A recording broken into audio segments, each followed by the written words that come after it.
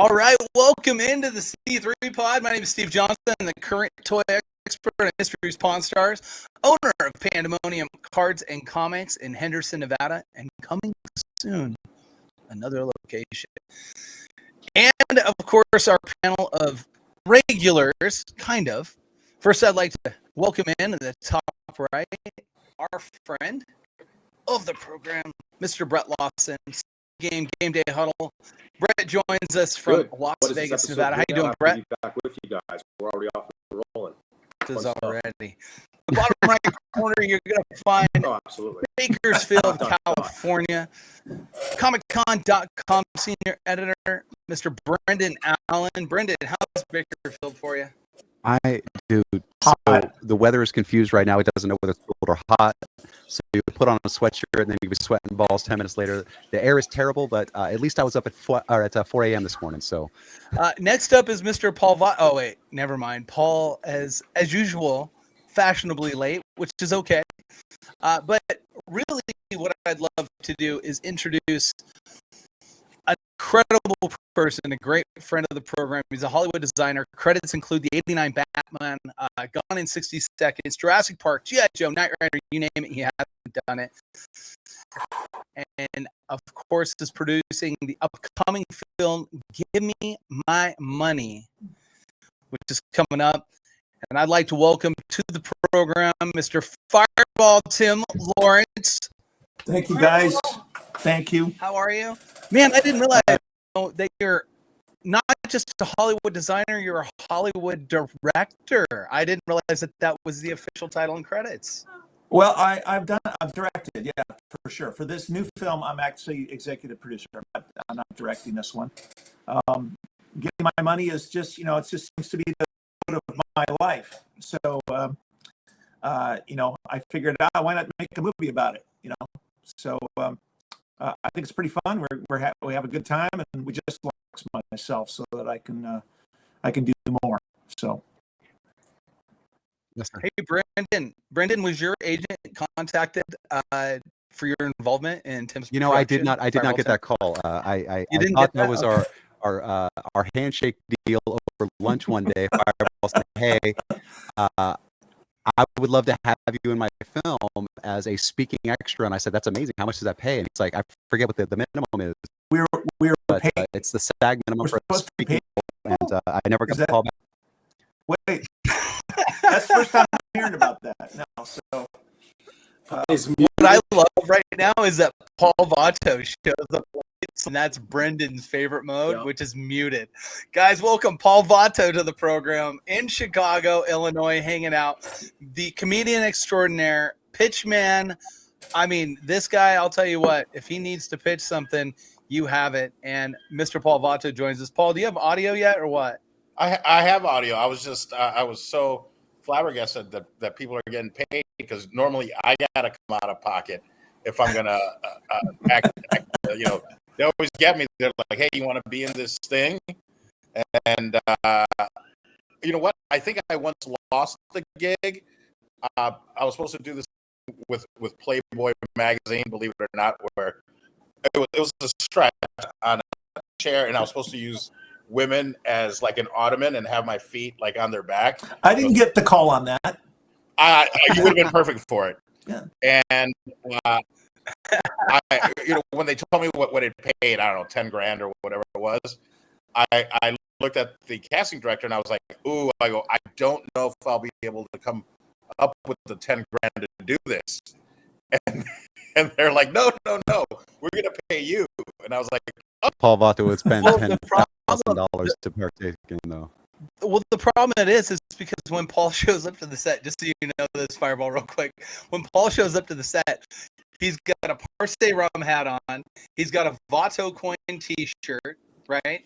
On the back of his T-shirt, he has a list of existing sponsors, and it's like going to a concert, and like that. Yeah. These are all requirements of his, and then in any speaking role he has, he's allowed to have up to 30 seconds of promotion, which is what Paul's going to do right now. Let's go, Paul.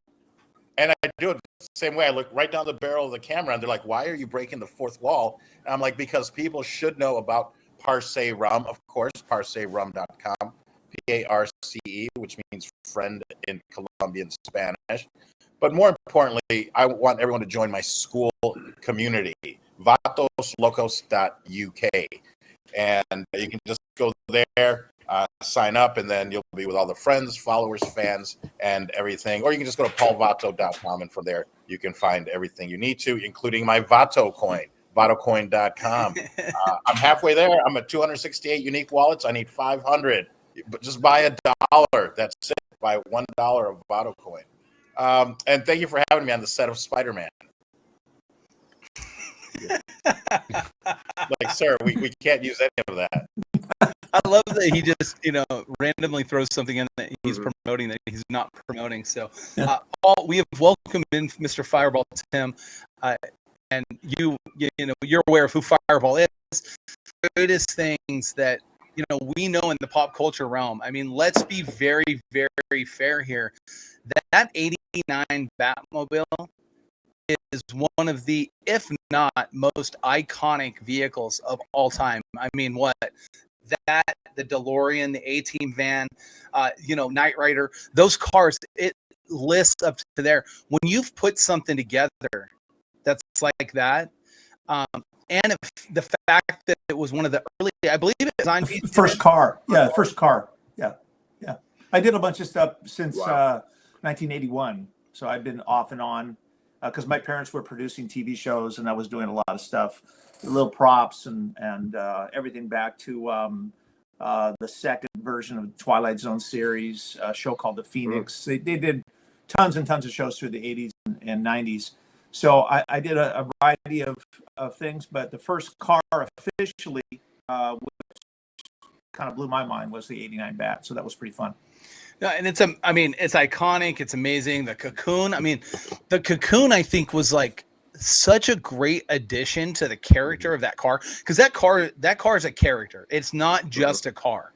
Like, and I argued with Brendan a little bit, not in a bad way. It was just more of like having a discussion about the different iterations of Batmobiles, and we talked about the 66, and we talked about the different iterations, and the Tumbler is obviously done very well. That was it was very rough, very urban, but this was so dark. It was so sleek, and then when the Cocoon came, I remember watching the movie for the first time, and when the Cocoon came, I was like, wait, what? You can't, yeah. Batman can park anywhere and no one can steal his car? Like, this is the coolest thing ever. Kind of, how did the conversations come to build the character of that car? Well, it's interesting because let me say initially that what's strange now, back then we were just working on stuff. I mean, things like The Empire Strikes Back, that was a weird name. Jurassic Park, weird names. They were just movies. And no one thought about pop culture, thought about folklore, thought about any of this stuff. And now just, been fortunate to hang on to the planet long enough to see that a lot of young people now look at that stuff as folklore as much as like standing in line as grandparents and all that kind of stuff. But the Bat was interesting because the script didn't describe it much. It was large and black. Tim really, when he was working with Anton, really just kind of wanted Anton to be able to run with something that was inspired, not something that was thought out too much. And when Anton contacted me, it was kind of the same thing. It's like we knew that the 66 Bat existed, we knew that the comics existed, but he didn't want to really have any input initially, and to say just sketch up something of how you perceive it, something large. We knew that it was going to be dark. It wasn't going to be like the campy show. Yeah. But now when you look at the Tumblr and a lot of the Nolan stuff and a lot of the other Batman stuff that's coming out, my version of Batman is campy, right? With the approach. But then compared to the TV show, it wasn't. It was dark. It was serious. It was, that kind of thing. And, everything from choosing matte black versus glossy. We wanted it to be able to hide a lot of the things that happened in Nolan's Batman series with the Tumblr were thought about in our version, like Right. Sentry Mode, or where you were just sitting and watching, and that the if you walked up to this thing, you had to feel like this thing was alive and could come to life at any time without Batman at all, right? And the cocoon was kind of like that. The cocoon was it was thought out kind of like the shunt. You know, the shunt was the thing that came out of the bottom in the second one, right? You know, that had those problems had to be solved. So initially, in talking to Anton, it was free form. He just said, come up with something that is large, it's menacing, it's black. It embodies that. I didn't YouTube, and then he reached out to me months later and said, "Hey, take a look at this." And I'm like, "Holy shit!" And that was D-Day for me. That was like, okay, this is what I'm doing for the rest of my life. That was I'm addicted to concept to completion. I love, sitting in a restaurant with somebody, sketching on a napkin, like with Brian Benedict, or with somebody, see that idea come to fruition, to where people are in the theater and they're watching this movie, and you're affecting millions of people in a really positive way. And it might be a Hot Wheels, it might be a car for a movie, it might be a weapons, it might be a set, it might be something like that. Because cars I love, but I've done a lot of weapons, a lot of the kinds of things. So yeah, you got to make sure in the design process that you come from here and not here, right? Initially, and you got to listen to that inspiration, and you got to run with that, because that's the gut instinct. And then you can use this to kind of figure out all the details, how you're going to build it, how it's, all that process. But the initial spark has to come from a part of you that's connected to source, and that's always Tim, been was very there important. anything as far as that initial spark that you were, in terms of the conceptual process, the creative process, that you kind of latched onto inside your heart, or anything from a certain period in the comics? Was there any element, whether it be outside of DC Comics, and you try to add real world elements to it? Was there, because one thing I've noticed is that the Batmobile kind of always tonally matches that version of Batman, even if it's coincidental. Yeah. The '89 version matches the Keaton suit. Yeah. The Paddler has the urban military feeling, like Steve was saying. So did you have any idea of what the suit was going to look like? Did you have an idea of like what you were kind of dealing with that you wanted to work with tonally? Was there something outside of the comics that inspired you? What was really the main, I guess you'd say? Well, what you're really talking about is design language, right? So you let's say Right. BMW is going to do a hypercar or something. There's a certain design language that they have, and they have to make sure that they're cohesive in that, But when you're coming up with a brand new film and you have a plethora of Batman stuff that exists, is that you're trying to establish a balance between what's initially been done and what is fresh. Right. And that's difficult, because you can look at, inductively, you can look at all the Batmobiles and you can say, what's the commonality that makes them all Batmobiles? Number one is that they're black, and number two is that they're intimidating, right? They're basically a rolling weapon of sorts. So the design language can vary, and it can be diverse, because they're going to be making Batman movies for forever, probably. There's going to be infinite Batmobiles. And I'm very fortunate to have been able to work on the first one as far as movies go. But you're really key for not only the film industry, but for movies, right? So Marvel films look the way they do because they're cohesive with the design language. You don't see outfits that fall out of that language, right? There's color, there's materials, there's a lot of things that they can play in with that, but you get a sense of cohesiveness, right? Same thing with Batman movies. It's rare that you see a Batman movie dealing with the Dark Knight. You're dealing with something that is predominantly vigilantism. Right. So there's a design language there, right? So you have to start with that, right? You have to know, you have to understand. So for me, I did a lot of research as far as what's been done, and inductive reasoning is very important for me as a designer, because I'm looking for the commonalities among things that gives rise to them all. What's the thing that makes them makes this Batman, right? What's that makes this Superman? What is right? And those comics and these initial comics, they're thinking those threads, right? There's not there's not a lot of color saturation in Batman. It's a limited palette. There's a lot of those kinds of things. So in designing that car, I knew that those limitations were an advantage for me. I didn't have to worry about exploring colors and doing other things like that. I could stay within that realm. The initial scan, I pulled the light out from there, and I thought that was a better approach versus just pulling out a sheet of paper and start sketching a car. It's like you don't ever see this thing clearly, right? So I wanted sketches to reflect that. I want look at something like, oh, it's cool, it's a little scary, right? And then once you have that, because as a concept artist, you're trying to elicit emotions from the studio. Because if you elicit the right emotions, then they cut you a check for $250 million and you get to make your movie, right? So selling people based on those concepts is what you're trying to do, is to elicit an emotion, right? So the initial sketches for the Batmobile, Sid Mead was a great teacher of mine, not in school, but Mark Sternberger, big car designer, just a lot of people around at that time that have become iconic guys, right? But we were just dudes back then. We were just trying to find our way, trying to come up with stuff. Self-deprecating Fireball is all the time. And these are how conversations go. We'll talk about this amazing thing that he's done. And he's like, yeah, that was just a thing. But one of the things that you said that I just want to talk about a little bit more is that, you're talking about taking something from paper and then making it into the thing that you see in the film.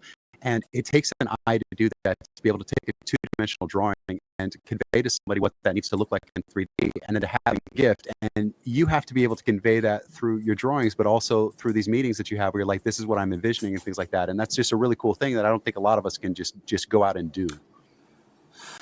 Well, it's certainly something that I enjoy. But I grew up in a family of storytellers. My dad was original writer of Outer Limits and Twilight Zones and Bonanzas and Hawaii Five-0. And every night, he'd come into our room and he'd tell these incredible, fanciful stories. But he would stop halfway through and he'd just stop blank. And we'd kind of look at him like, what's the matter? He goes, I'm not sure which direction should this story take. And he got us to think that way. My brother's a screenwriter, and he does a lot of horror movies and things like that. So, the more you practice this, just like practicing piano, the better you get at it. And I've been very fortunate to be around a lot of people that are connected really well to that source, and they can think a lot of those ways. But at the same time, I've storyboarded a lot of films. I've been fortunate to work with James, and these guys are conveying their ideas to you, but not in a visual sense. Is that they're telling you something, and you're visualizing it with your mind, and you got to put that down on paper. You got to connect their thought process, their inspirations through you, and then onto paper. And I can't tell you how many, I spend more time redrawing boards than doing boards, right? But you get from LA, and I storyboarded the entire film, and I was very grateful to work with him. And it kind of was a shift for me at that time. It was like 1996, 95 or something. And we would sit down and he would look at all the storyboards and he'd be flipping through it. I'm just waiting for the changes, and he would make no changes. And I thought, man, I'm in the wrong job, because this guy's getting paid a lot more than I'm doing, and the ideas are coming from me, from the script, directly on paper, and then they're shooting the boards, and then you watch the film, and that's what the film is, right? So I just started, kind of contemplating that idea, and doing films, and then making films, and it just kind of escalated from there. And it's a thunderously exciting process. That's and it's crazy because you've had such an impact on the stuff you've done and everything.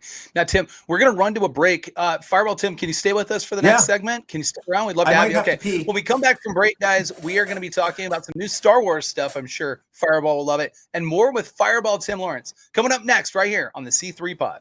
Patty's the worst. Comic-Con.com, your daily comic convention online. Insightful reviews of the comics, toys, and games you need to know. Delightful chats with luminaries from around the geek spectrum. In print, on video, and everywhere in between. The show never stops on Comic-Con.com. Welcome back to the C3 Pod, and we are happy to welcome in Mr. Fireball Tim Lawrence has joined us for the second segment of the show. Fireball, how are you? I'm good, man. Sorry about I got crazy dogs. It's all right. Look, I have naked cats, and mine was really ticked in the first segment because I didn't let him in the office.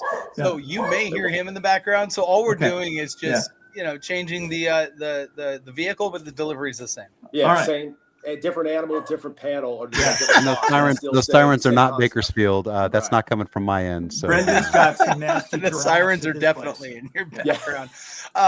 Guys, real quick, I want to thank our sponsor for this segment, which is our friends at Voodoo Brewery down in the Arts District here in Las Vegas. Make sure you stop by, see Voodoo Brewery. Voodoo Brewery bringing you some great entertainment, fun, awesome craft beers, and what a fun environment. They have things like, they do like trivia nights and all kinds of stuff. And then they also do live shows, great outdoor space. So make sure if you're in Las Vegas, head on down to the Arts District, see Voodoo Brewery and their team. Tell them the C3 Pod sent you, but yeah, definitely go and see them. So yeah, we're back now, Mr. Vato. You got some of your pitch.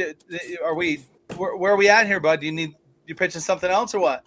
No. I was going to say you guys should do what I do and invest in sea monkeys as pets. So they're quiet, easy to take care of, easy to train. Yeah. I mean, you've seen the ads in the back of comic books. Wait, is that still a thing? Or am I dating myself? I thought you were a kid of the 90s. And speaking of that, for those of you who don't know or miss the first segment with Mr. Fireball Tim Lawrence, he is involved with the 89 Batmobile and has been in some of the coolest productions leading up to it. He has a new film that he's producing called Gimme My Money. Fireball, tell us a little bit about what Gimme My Money is actually about. Yeah. Oh, super. So Gimme My Money is basically a story of this young lady with the fist who is having the roles are reversed. Normally the mob bosses are chasing you down. And, I just watched a movie with Jason Statham the other night. There's a lot of that repetition. We reversed it with this movie so that she is now chasing down the mob boss because that mobster owes her money. And she's just an average gal that just is it seems like she is, but she's really not. She's a super hardcore ass kicker, and it's got this amazing, fun 80s vibe, 80s action vibe and comedy, all the stuff that we kind of grew up with. And we just kind of wanted to bring a lot of that back because for big studios to be able to put out an 80s inspired movie, they've done a lot of those things, but not necessarily successfully because you can't kind of replicate the real thing, right? The Schwarzenegger movies, the Stallone movies, all the stuff that we loved because they were serious, when they did them. And now we look back and you smile when the lines come out of the movie Commando or Last Action Hero, things like that. We wanted to bring some of that stuff back. I think it's pretty successful. The trailer's out. You can go to my website, fireballtim.com. There's a link to the trailer. You can watch it there. We're working on when the movie's going to come out. So we're pretty fresh.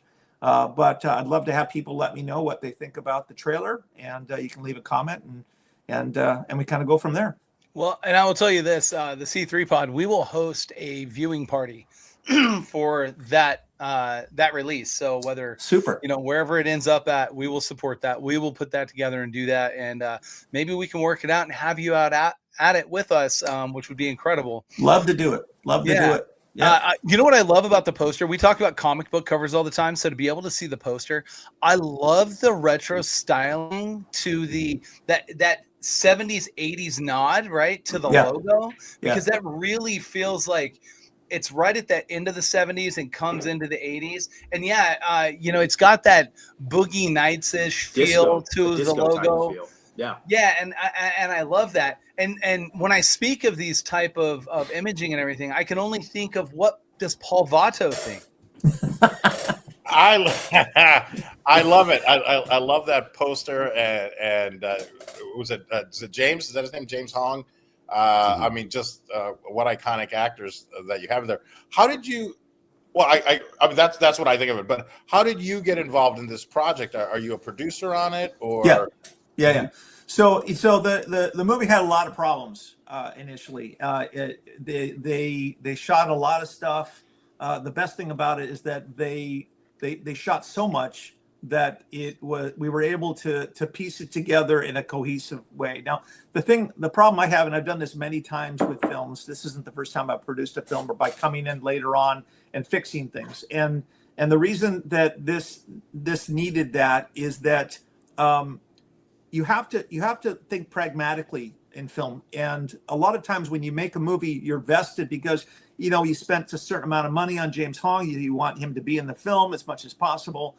You want that money to be on the screen, and it's difficult for people that are immersed so much in that. So they'll come to me, and I can look at things fresh, and I can say, look, anything that doesn't drive the story forward in some way is that you got to boot, and that's a very hard thing. And having been in film as long as I have, and having had an incredible teacher, my dad was a absolutely iconic writer.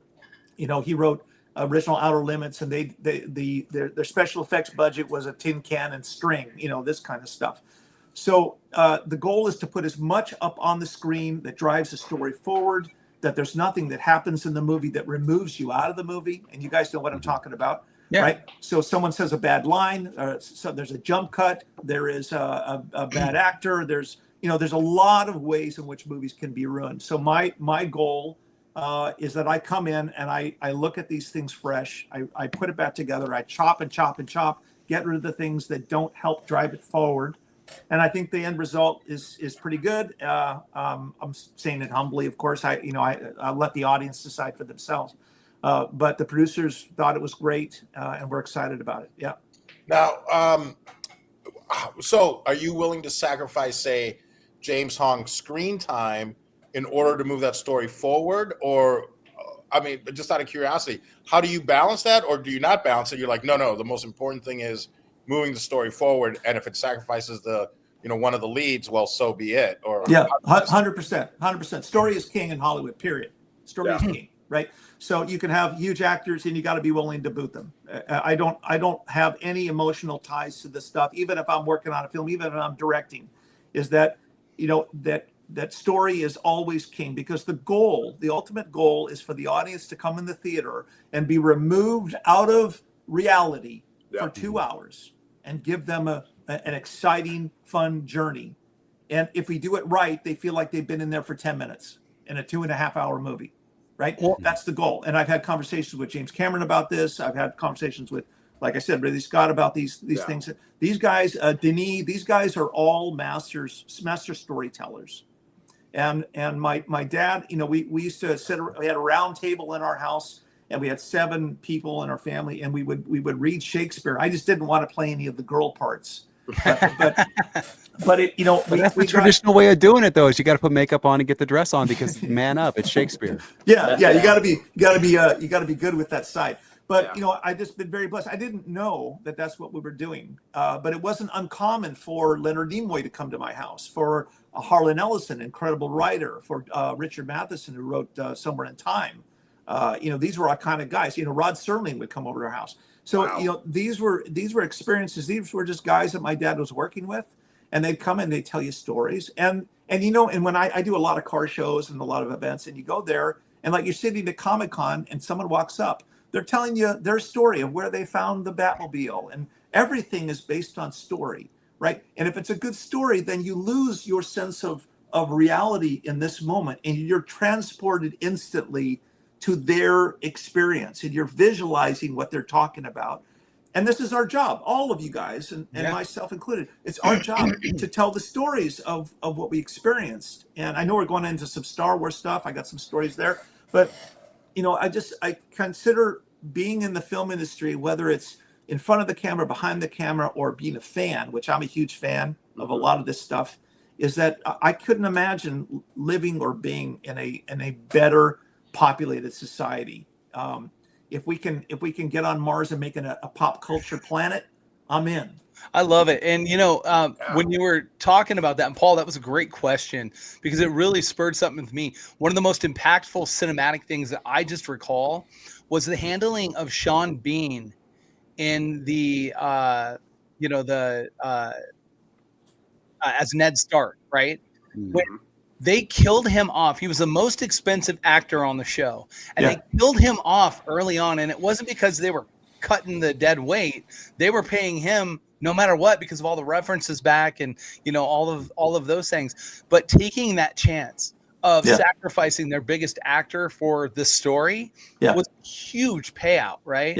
And they really nailed it. And something I wanted to ask you about, when you mentioned the Star Wars thing, so this is a great tie to this, is you're talking about you came in, and the last time I remember someone really talking at nauseum really about coming in and taking over a production, kind of midway through, having to siphon through stuff, was when the Solo movie came out, and you had Christopher Miller and Phil Lord were removed, and Ron Howard came in.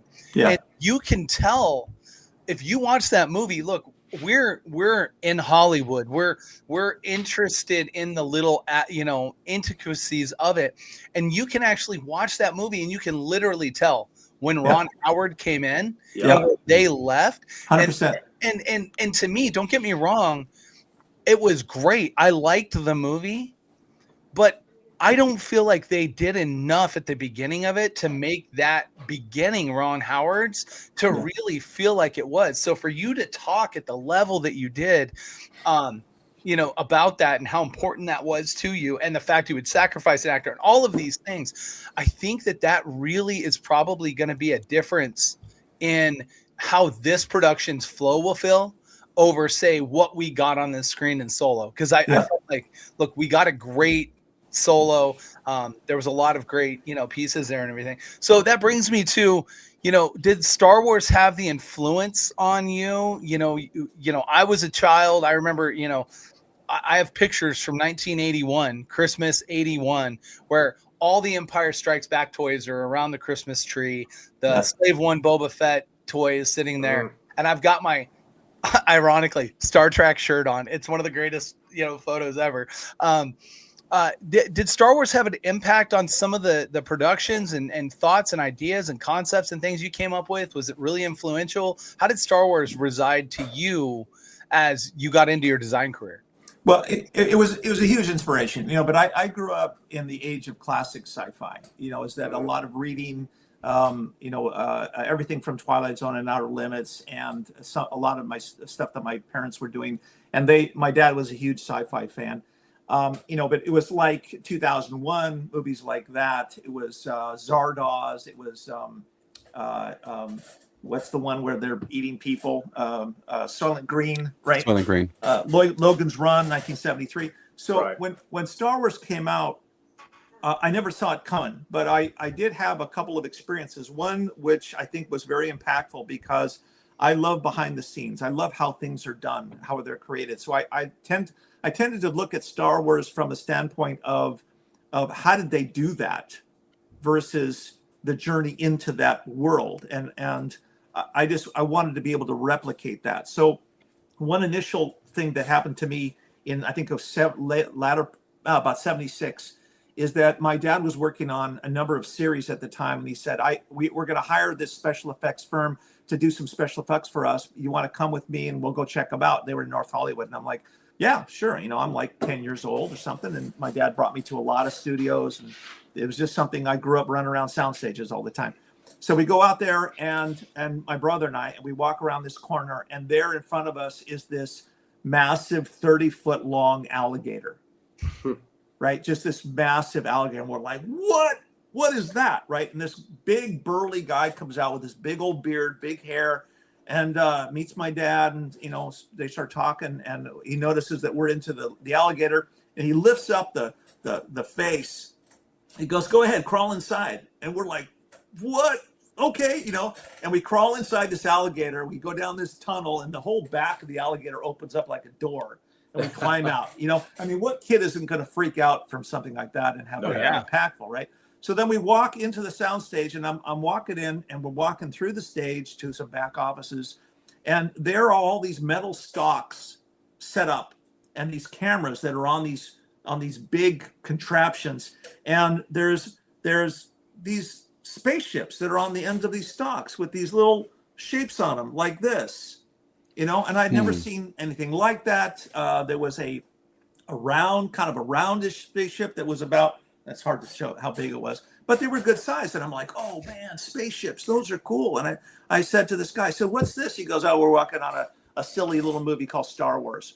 And I'm like, oh, right. What a silly title, Star Wars. It is such a simple title for, like, it's so Exactly. like deceptively, like, this is exactly what it is, right? Exactly. But I have a mental picture in my mind of looking at the Millennium Falcon, looking at the Blockade Runner, looking at all these X-Wings, all these Y-Wings, all over the place on these stocks. And I thought, man, if this is what these guys are doing, I want in.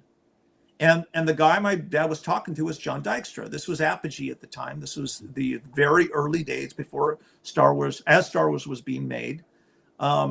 No one thought anything about it other than a silly little movie. But when the movie came out, I made that connection. I said, wow, I saw that. And now look what they did with that. And I said, man, that's it for me. That I knew that my destiny at some point was going to be that. I just loved cars. I went to Art Center and did a lot of things. Went to Disney Imagineering out of Art Center, but I knew that ultimately, after about 3 years of being there, that I was gonna get into film, and that was, I think, 1991 or so, 92, that I left Disney, went straight into film, and didn't look back, and that was it. So huge influence. Yeah. So if it wasn't for that experience that young Fireball had, we wouldn't have the Batmobile. So I mean, that's where that's at. But it might look like a Volkswagen Bug. Who knows? Yeah. we were going to have Johnny back today, but then Johnny fell sick. So we were going to do Trash or Treasure in this segment. But since we can't, I went looking through some toys that are coming up, and I found these little 3 3/4 inch Hasbro Star Wars The Vintage Collection. And I think these are really cool because they're inspired by the original line of toys. But if you look at that, they're articulated differently or whatever. These are retro. They're not vintage. So instead of having like a hinge joint at the hip, you can see that that's a bucket. So you can actually pose these around and stuff. And these are the 3 3/4 inch. I think that's the same scale as G.I. Joe, right? Yeah, the original Star Wars is scaled at this, and this line, the Vintage Collection, has been living for a while, but it had a little bit of like a fall off, and it's kind of coming back again. Yeah. And what they're doing is they're going back to that original run of figures, it looks like, and really taking a little bit more detail into the stylization of them. Also getting a lot more accurate with some of the things, like, for example, the strap on Chewbacca's gun. For a long time, the version that we've gotten made by Hasbro has always been very short and hard to display actually strapped around him. But they've made this bigger because that's how it actually was portrayed in the different versions we've seen of him now, where that strap actually hangs the gun lower for him to carry it. And it basically so he can pull it and kind of put it to his back at some points if he needs to. So they're putting a little bit more detail in here. They're definitely improving their articulation. If you'll notice that you've got a 360 articulation right at the base of the hip joint right there. And that allows you to be able to change the posing on the character, not just to be, north and south, but to actually be able to turn it enough to where, you can put him into an aggressive pose. You can have him crouch. You can have him in a seated position. And, figures now are becoming about building your dioramas. Mm-hmm. And so guys are really about posability, and they improved this into the 6-inch lines, but to see it in the 3 3/4 inch lines, this pose from Han Solo is a perfect example. This is that classic, Han Solo pose. I shot Greedo, that type thing. Yeah.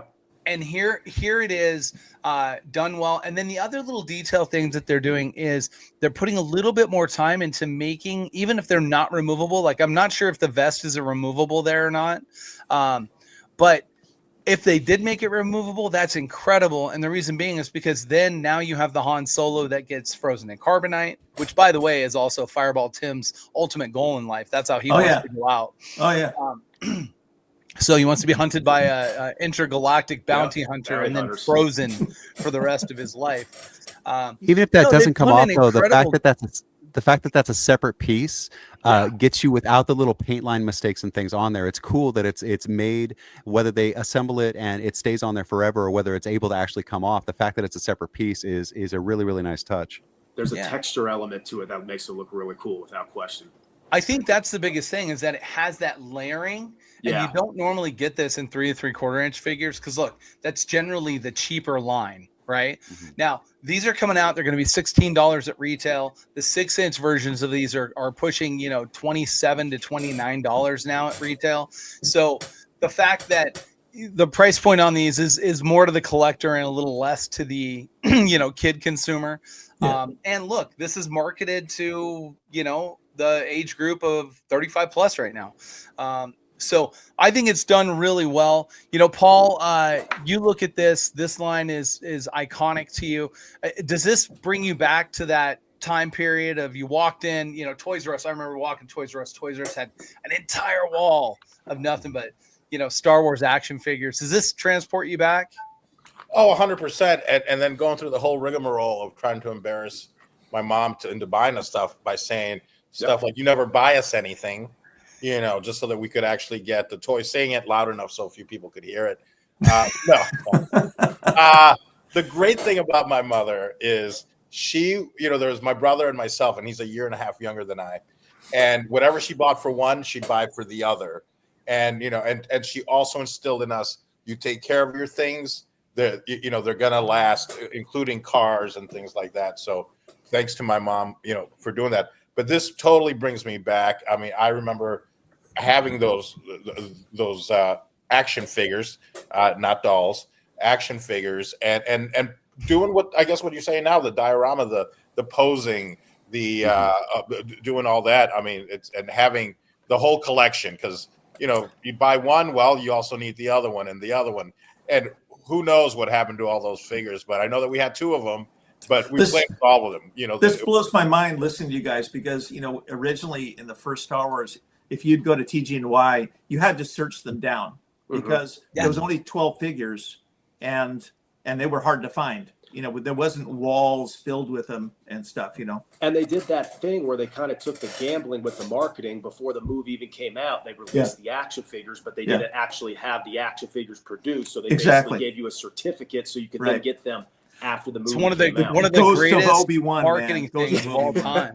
It's one of the greatest marketing things of all time to be the guy that sat there and said, "Hey, let's sell the rights to be able to purchase the original figures." It was genius. It worked. It made sense. You know, Brett, I love that you were talking about that a little bit, because look, you're probably geared a little bit more towards, you know, I think we talked before the program that Darth Maul now, to say your age group, is kind of what Darth Vader was, you know, as I was a young adult, right? 100%. And to see, you know, this original vintage line, do you have the appreciation and love for the original trilogy as much as you do the rest of it? My appreciation for the original trilogy, you know, supersedes just about anything in cinema.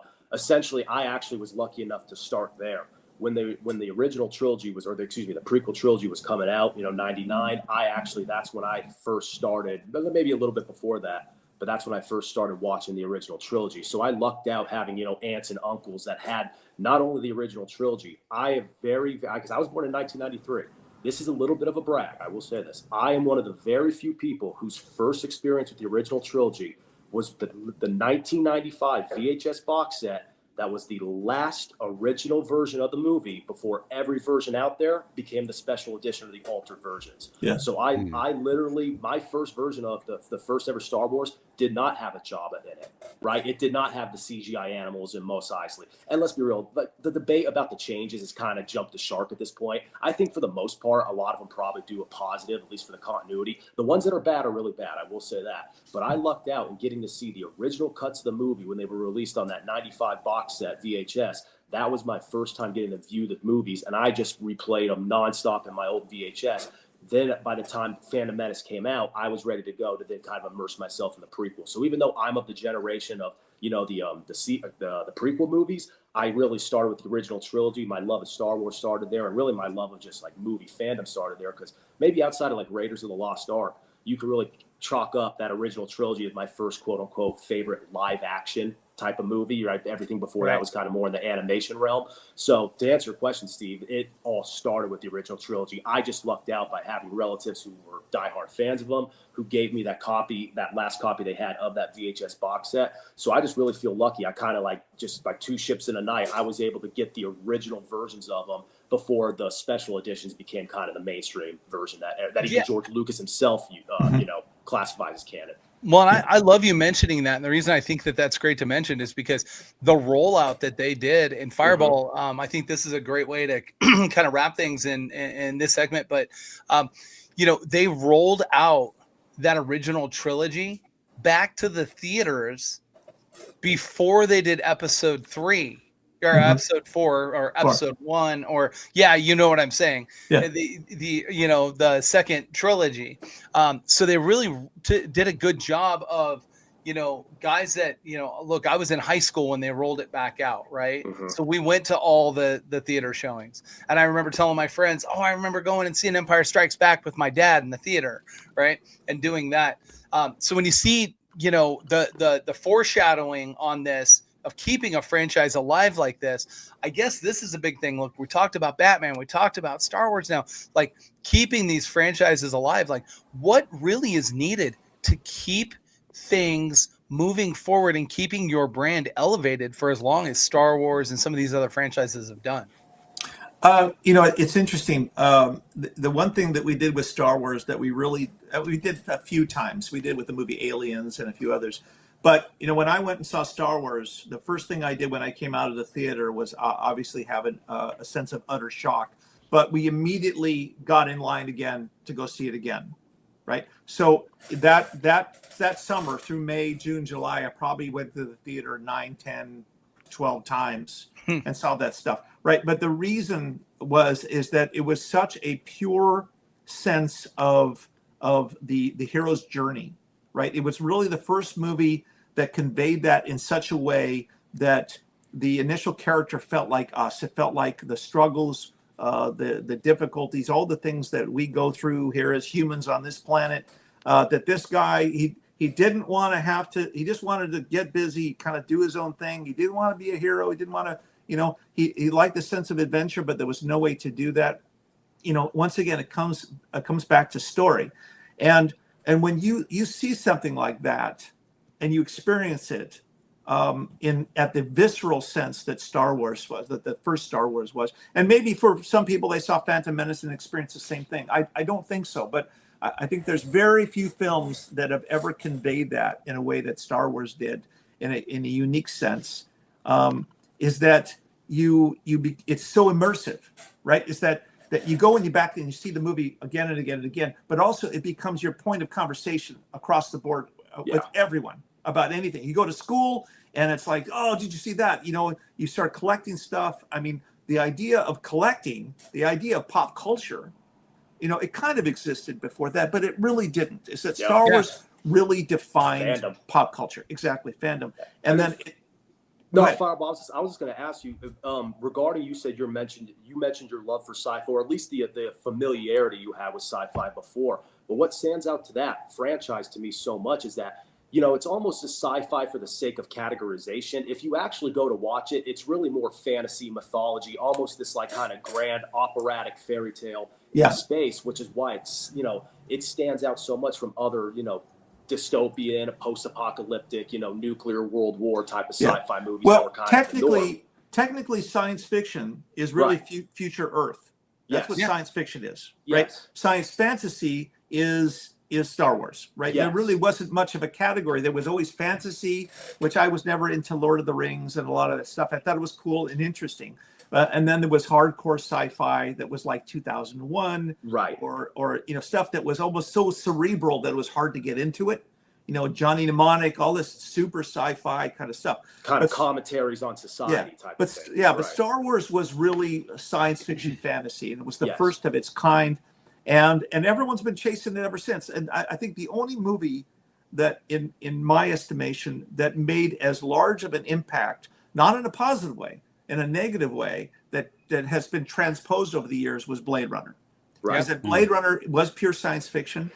It wasn't happy. It was dystopian. It was a negative future. But then people started to understand it, and they started to be able to watch it again and understand the metaphors and things like that. It's definitely, science fiction is really for an intelligent audience. Yeah, it really is. The back home guys from Southern Alabama aren't necessarily going to understand, Blade Runner, movies like that. But I think that science fiction fantasy, or what Star Wars was really felt like, this is me. I'm going through these things, and if I go through this hero's journey, if I step up in my own life and I face those fears and those difficulties, because Darth Vader is a metaphor. Darth Vader is a 100%. metaphor for every negative thought we have that's sitting on our shoulder saying, you can't. Yeah. And you got to blow through that. You got to use your lightsaber, which is your ability to choose, and you got to fight through it, and you got to succeed, because life only gets better when you focus on the things that you're grateful for. And you can see Luke going through all those things, all the challenges that he has, and you can go back and watch it and still get the same experience. So you'd say, for the most part, other aspects of the genre, even if done brilliantly well, even if they're, very thought-provoking and they touch upon very contemporary issues, whether it be back in the day, like the golden years of sci-fi, or even now, you've kind of always gravitated towards the stuff that focuses on the elements of fantasy and the hero's journey, because, as you said at the opening, story is always the most important thing to you, and Star Wars, the backbone of all of it, has always been the story at hand. Yeah, I would say that if I had to distill it down into one concept, it's the way something makes me feel. Yeah. Right. Is that if you go to Blade Runner and you feel like, oh my God, that depressed me, then you're going to be able to convey that information, right? Star Wars had this lasting value of heroism, of stick-to-itiveness, of facing your fears, there was so many themes in this that was done so well, because it was that pure sense of hero's journey. And there's so many stories about Lucas and Spielberg and Coppola and all these guys understanding that in film, every single movie is about the hero's journey. Whether you're asking a girl out, whether you're facing a superhero, or a Doctor Doom, or you're facing having to jump over a bridge, and whatever it is that there is a complex series of cues in a screenplay. They're built on 3 acts.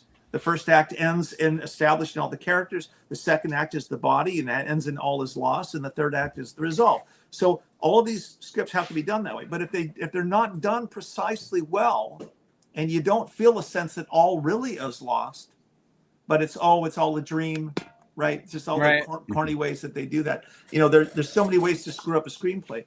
But Star Wars was really a masterpiece of storytelling, and you could have said it at any time. You could have said it in the Roman times. You could have said it in present day. It's a timeless story. Right. And it would just I just love the fact that it was spaghetti Western in space, 100%. right? 100%. Which exactly. and 100%. The stories that I've heard about that and the things that we've seen in The Mandalorian was absolutely done in that fashion and everything. Yeah. We want to thank Fireball Tim for joining us. Fireball, where can people find you? Where should they follow you besides home? Where would you like them to find you at? The main site is fireballtim.com, but our automotive pop culture site, which is filled with all the cars that I've done and a lot of cars that I continue to do. It's built up a library. That's fireballtimgarage.art. And where we have all kinds of swag and things like that of your favorite. You can type in your favorite movie car, spaceship, things like that, and then you can have a custom-made piece of art that's specifically for that. And then all over social, at Fireball Tim, all over social. Come and join me and hang out. We're having a fantastic time hanging out with you guys, you schmoes, and looking forward to more. So we love having you on, and thank you for joining us again, guys. Fireball Tim Lawrence, everybody. Give him a round of applause. Fireball, thank you so much. Guys, when we get back, we're going to be talking about the new books coming out this next week. Comics coming up here on the C3 Pod. Peppermint Patty's the worst. Comicon.com, your daily comic convention online. Insightful reviews of the comics, toys, and games you need to know. Delightful chats with luminaries from around the geek spectrum. In print, on video, and everywhere in between. The show never stops on Comicon.com. Welcome back to the C3 Pod, and it is that time of the program, guys, where we talk about the new comic books that are coming out this week. But this segment is brought to you by the Nerd Bar, located in Fremont Street in Las Vegas, Nevada, in the Neonopolis, second floor. Great nerd experience, lots of fun stuff. Always has things going on. And guys, with the world of wrestling being as big as it is right now, there's not a hotter spot in Las Vegas to go. Check out your wrestling content. Go for Micromania. And if you just want to celebrate the fandom, it's a great place for it and a whole lot more. So make sure you stop by, see Johnny and the team up there at the Fremont Street experience up at the Neonopolis there at the Nerd Bar. And you'll find Johnny Jimenez's Toy Shack right downstairs as well. And make sure you stop by and check them out when you're in Las Vegas. So stop by and see them. And we thank the Nerd for their support, continued support of the podcast. So every week we talk about the new books. We have a lot of stuff that is coming out this next week, and with the release this last week of Deadpool Batman, which absolutely is bonkers. They're not letting off the gas. DC is not letting off the gas at all. And Brendan, get us into it. What's up first? All right. So the next one, or the first one up this week, is Detective Comics number 1101.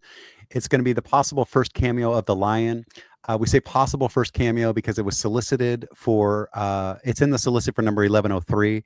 This is 1101. They're kicking off a new story arc. So we suspect that this is going to be the first, at least small appearance of the Lion. But it says, criminals are superstitious and cowardly lot. Batman has depended on this mantra to uphold justice in Gotham City. But what if Gotham was a city devoid of fear? Would this lead to a city free of inhibitions, or a populace driven suicidal by an inability to process mortal terror? To answer this question, the Dark Knight will embark on a harrowing adventure that must be seen to be believed. And this is one of those that I love that they put this on the cover. The Courage That Kills begins here. It's a brand new story arc. They're letting you know, 1,100 issues in that something new is starting. So it's a great jumping on point for casual readers or somebody who just wants to get into a new Batman story. So the new character that's coming into this play is the Lion, and then they chose water as the first cover. I'm just curious. Like, I don't see the Lion swimming out to that boat to fight Batman. I'm just throwing that out there. I do think it's interesting, though, because something happened here. So you see him poised, about to jump into the water. And if you look at the water is red with blood, and there's like bodies, people fighting to get to the surface. So this looks like one of those like bombing situations, or like a cruise ship that went under, or something where Batman is going out to sea to save some civilians. These are really, really intense scenes. So, I don't know how the Lion plays into this, but I love this cover. Look at the knot on the boat, too. Just quick, I just noticed it on the left-hand side. The boat's number 66. Oh, look at that. Yeah, that's cool. I love when there's little Easter eggs like that written into art and put into the art. And I know he's, gone dark because he can't talk Batman. We've banned Brett from being able to talk Batman, and we'd be here for another, 4 hours. But he's back. He's chewing. You can see Yeah. Next up is Skinbreaker number 1. Is this correct? We actually have a variant of Detective Comics 1101. It's a 1 of 25. A lot of times we're doing the 1 of 100s, or 1 of 1000s, or 1 of 200s. This one is pretty easy for your regular sized comic shop to get. If they have 25 subscribers, they get one of these. This is Stephanie Hans, and this is just another one of those covers that I don't know how I feel about the moon for the eye, but everything else about this cover is that very dark, mysterious. That's not what I sent out, you weirdo. Number 3 is Skinbreaker. Anyway, so it's a cool cover. Lots of places to sign on there. It's a watercolor. Like I said, I'm not super sold on the moon for the eye, but everything else about this is really cool. This is dope. I really like this. I love when they do the whole kind of black and whitish and a little bit of color, the whole thing. And this kind of reminds me of that. What was it? Was it 880 that had the Joker that was built out of the bats, right? On the cover. That type of cover. I love this. So I think this is done really well. This is very, very cool. What I would have loved to see here, but again, we also don't know that character tie-in, but because they reference it, if there would have been just a slight shadow outline that could potentially, or that smoke could almost be potentially the, the outline of the character or something like that. The villain or something, yeah. Just little things like that. But Moving. again, I think this is great. Okay, so real quick, so we can clarify, in the solicited run of show from the gentleman who writes the run of show, he did in fact exclude this cover from our knowledge. He was trying to hide it. Totally fine. We get it. So we are not going to knock Erik for having it out of order. We are going to go. No, I'm knocking you for putting it in chat that I had it wrong because I didn't have it wrong. You're wrong. No, you definitely had it wrong because I copied and pasted your email. So no, anyways, Erik was just following your lead because he's a good producer and he heard where you were going with that. So he pulled up the cover. He did. He nailed it. Because you and said then you ruined anyway. it. And then you ruined All right, it. so but since you Skin ruined Breaker it, number this one. is Kirkman, is it not? It is. It's a new Kirkman joint, and if I didn't know this was Robert Kirkman, I wouldn't be sold from this cover just by itself. But it says Enor has led his tribe for many seasons, but his time as chieftain is coming to an end. He wields the mighty skin breaker, but at his age he can barely lift it. Will Enor's reluctant heir Anuk take over before their world falls to ruin? As a bloody power struggle begins, an even bigger threat lurks in the darkness beyond their village.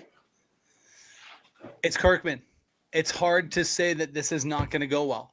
And the reason being is because it seems like everything he touches is turning into gold. It's becoming bigger than it could be. I mean, there's no way that any of us would have thought that, Keanu Reeves coming up with a character would become the monster that it's going to become, because you're going to end up with multiple movies and all kinds of stuff from that production from Kirkman, and then to turn around and have it. And also, let's give a nod to David Finch, because he is very, very good.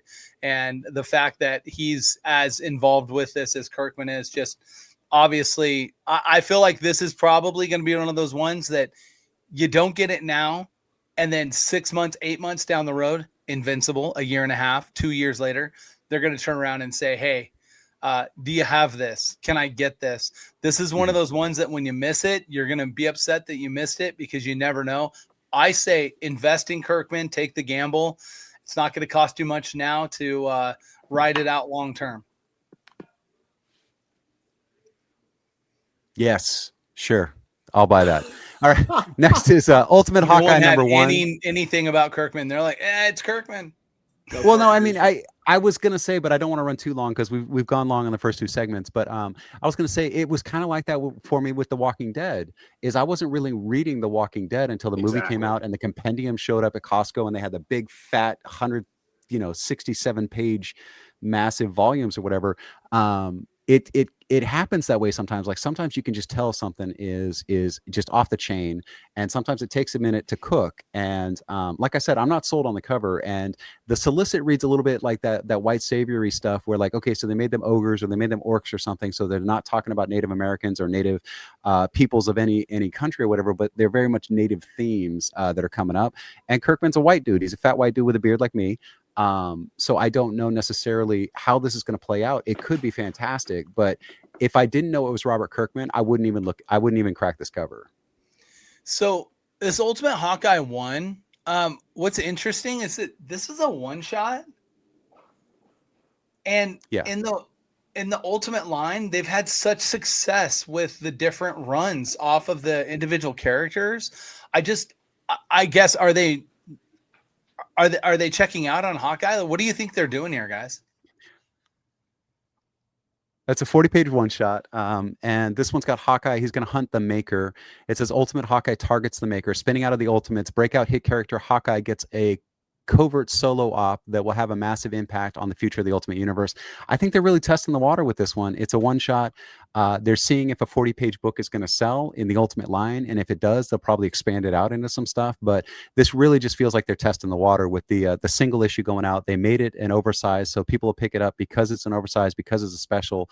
But I think they're really just kind of trying to figure out where Hawkeye fits into the Ultimate, and if they could do a solo line with him. Do they list MSRP on this? Is it $7.99 or is it $9.99? It probably is. It's either 7 or 9. I'm just curious because you just had a Batman book that came out that's $9.99, right? So the blind bag Batman, and that had a a direct retail of $9.99. So I'm just curious, like where Marvel was going with it. I don't know. I mean, Paul, Brett, are you guys excited about Hawkeye having just a standalone? I mean, within reason. I like usually the Ultimate line. I think is pretty cool, and I don't mind the character. But at this point in time, it's kind of just ancillary, right? More of the icing, not the cake. So, like, I would check it out, but it'd be nothing I'd rush out the door for either at this point in time. There's a variant cover too. Eric, go ahead and throw that one up. I think this one's done by David Mack. This is pretty cool. I love the use of the black space, and it's That's really a much better cover. I'll say the that, silhouette. no doubt. Yeah. I like this a lot. Much What's better. next, Brendan? Next up, we've got Battle World #1. So this is a debut of multiverse versions of Wasp, Spider-Man, and Captain Marvel. It says the Battle World from Secret Wars returns. Slay your enemies, prove your worth, and all your desires shall be yours in the world to come. So we got two covers for this too, and we can just go to the next one because this is the cover without the trade dressing. The Virgin variant of this one is a 1 in 25, but this is an example of where trade dressing sometimes takes away from the image. If you flip back to the other one, you lose all that wild hair, you lose some of the background and stuff like that, and it feels like you don't even notice that character in the back because the focus is down on the bottom. Now you take the trade dressing away for the variant cover, and all of a sudden it's this huge dynamic image where the trade dressing really ruins that for me. As soon as it changed, the biggest thing that I caught immediately was the better like view to the face in the background, right? And with the trade dress on there, Spider-Man's not nearly as impactful than when you go to the Virgin cover. As soon as you hit that Virgin cover, it's boom, right there. And now you see the Wasp, now you see Spider-Man, and it's almost like you didn't know Wasp was in there until that, but then when Spider-Man jumps at you, now you look and you see. So I agree with you. I think that this is a much better cover and one of those ones that needs to be a Virgin cover over a trade dress. Paul Vato nodding down there. You got something to say? I could see it. No, it's amazing though, just the way. And thanks Eric for going back and forth, because I think when people watch this, it's the same thing. It's like when the title's there, your eye is right on Spider-Man. And then all of a sudden, and you're staring at Spider-Man, and you lose some of the other characters. But then as soon as it's gone, you're taking in the whole image, and it goes right to the middle. It goes, to the image right in the middle, and then you realize how big Spider-Man is. So exactly what you said. But yeah, somebody from the outside looking in, that's exactly what's going on. It's very interesting. I love this. I mean, this would make such a great poster, right? I mean, this is such a great cover, and enough space to get autographs, as I would. So yeah, and Paul's the autograph chaser. Yeah, you might want to grab autographs for this next one because this is really, really fun. Quick Stops #2. Okay, so Shannon Doherty and Kevin Smith were great friends.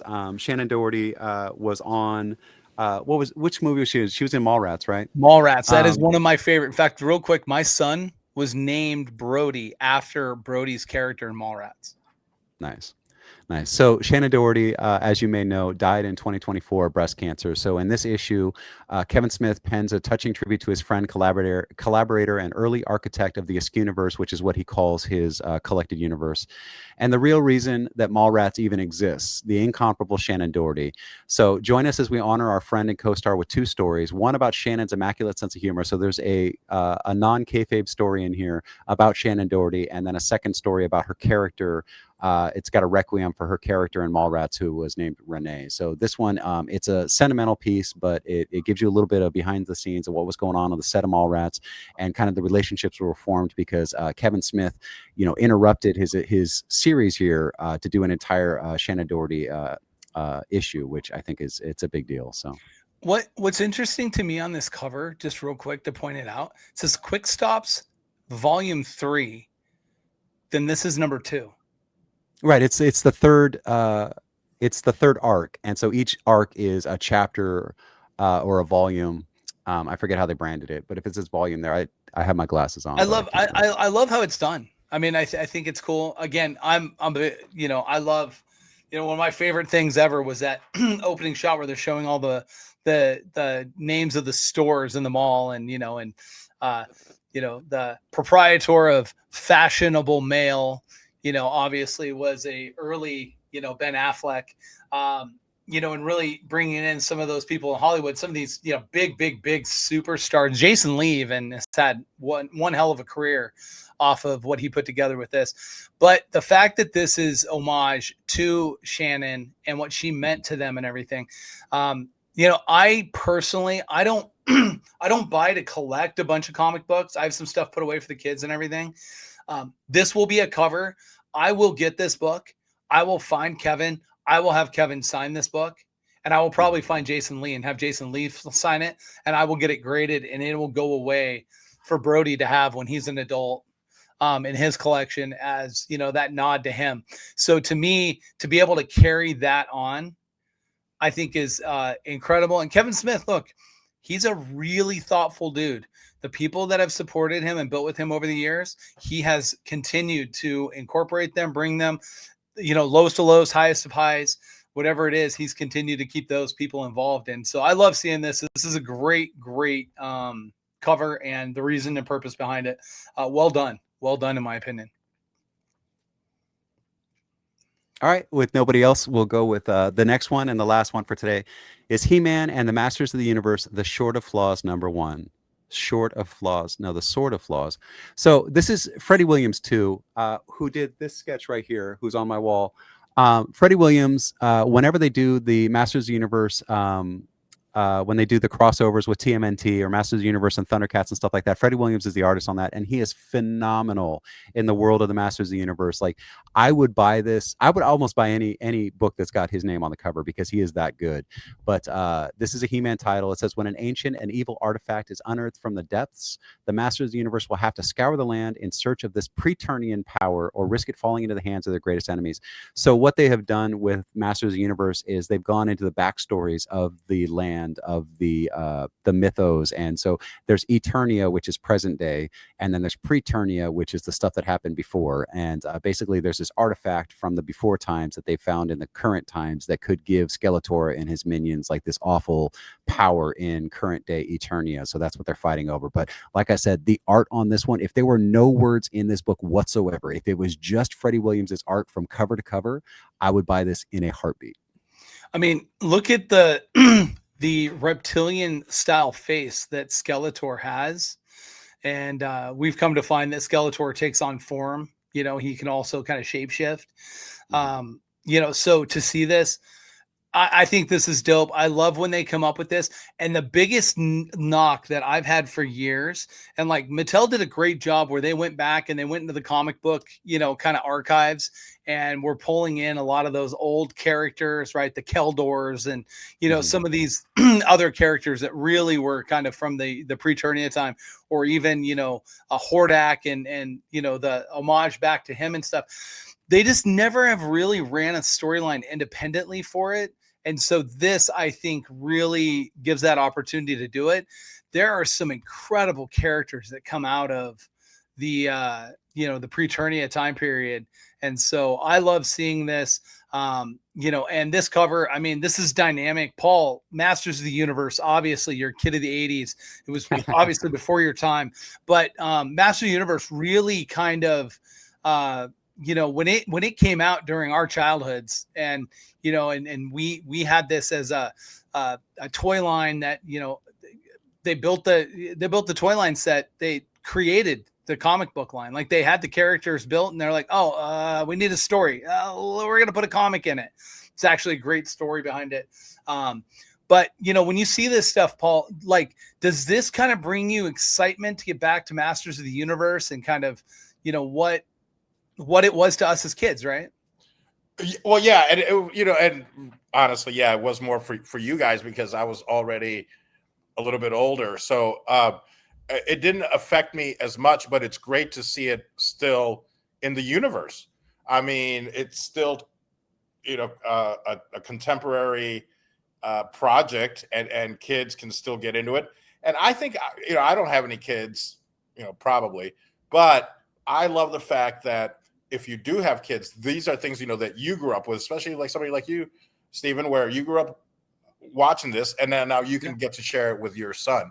and even if it's somebody that's not in the world of collecting or owning comic book stores, anyone that grew up with it can then share it with their children.